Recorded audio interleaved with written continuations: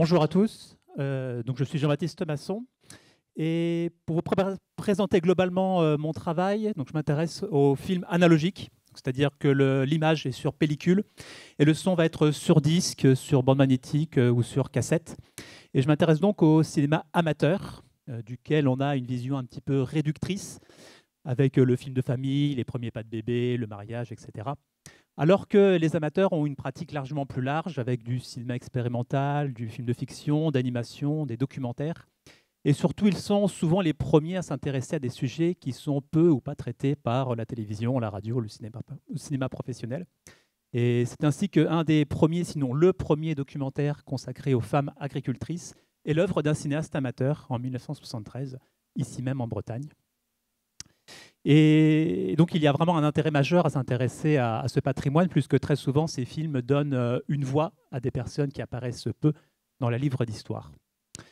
Or, il se trouve que ce cinéma amateur intéresse peu, sinon pas, les institutions nationales, ce qui a plusieurs conséquences. La première, c'est que les manuels qui existent pour la restauration des films sont consacrés aux productions professionnelles, qui sont très normées au niveau outils et méthodes, alors que s'il y a bien une caractéristique du cinéma amateur, c'est sa diversité. En deuxième lieu, c'est que la collecte, la conservation, la mise en valeur de ces films sont du coup dédiées, sont des structures beaucoup plus petites, des cinémathèques de région, souvent associatives, qui s'en occupent, des structures contraintes financièrement, humainement, et qui n'ont donc peu les moyens en fait, de développer leurs propres outils, notamment ce type de manuel. Et par-dessus ça, il y a un problème de formation de la part pour les archivistes, puisque s'ils sont très bons en images, le son reste un parent pauvre.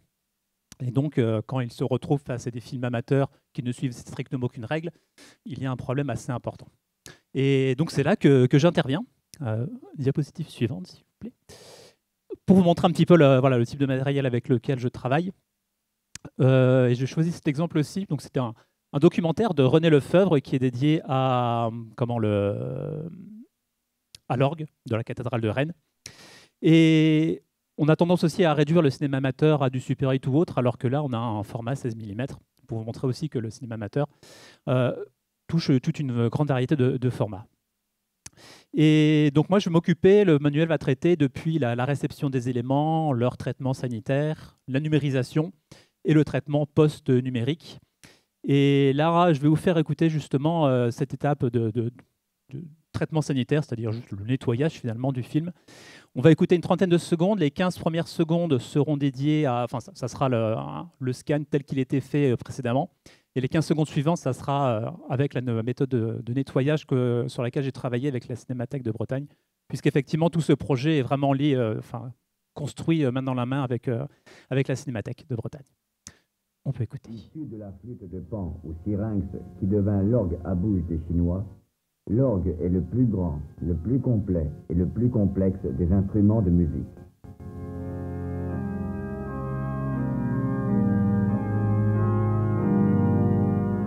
Issu de la flûte de Pan ou syrinx qui devint l'orgue à bouche des Chinois, l'orgue est le plus grand, le plus complet et le plus complexe des instruments de musique.